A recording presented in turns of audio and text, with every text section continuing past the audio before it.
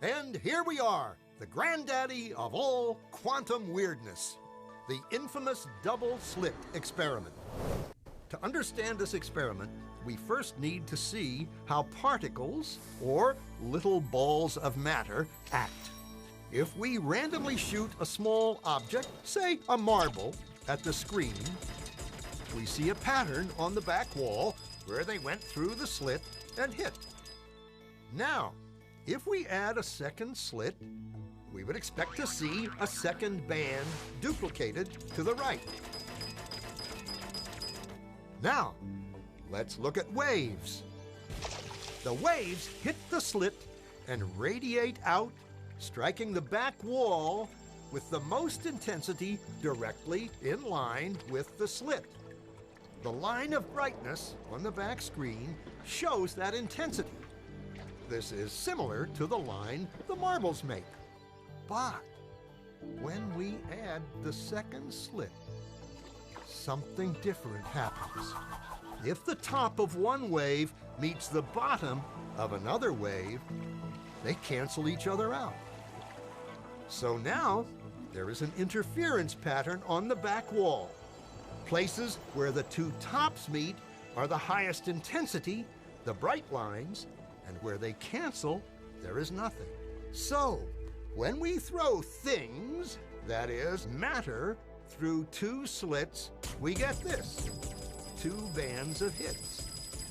And with waves, we get an interference pattern of many bands. Good so far. Now, let's go quantum.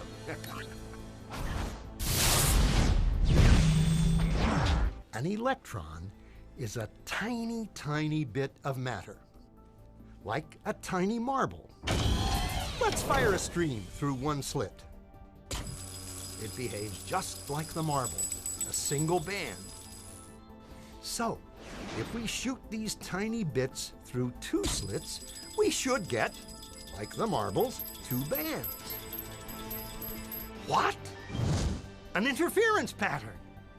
We fired electrons, tiny bits of matter through. But we get a pattern like waves, not like little marbles. How?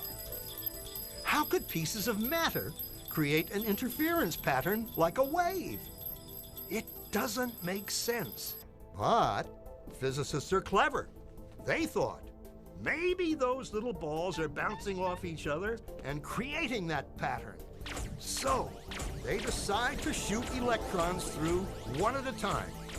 There is no way they could interfere with each other. But after an hour of this, the same interference pattern is seen to emerge. The conclusion is inescapable. The single electron leaves as a particle, becomes a wave of potentials, goes through both slits, and interferes with itself to hit the wall like a particle. But mathematically, it's even stranger.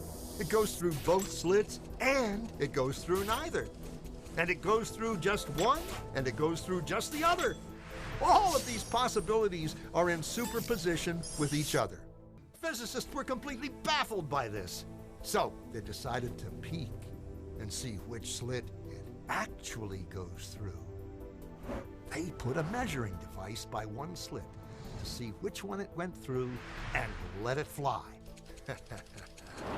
But the quantum world is far more mysterious than they could have imagined.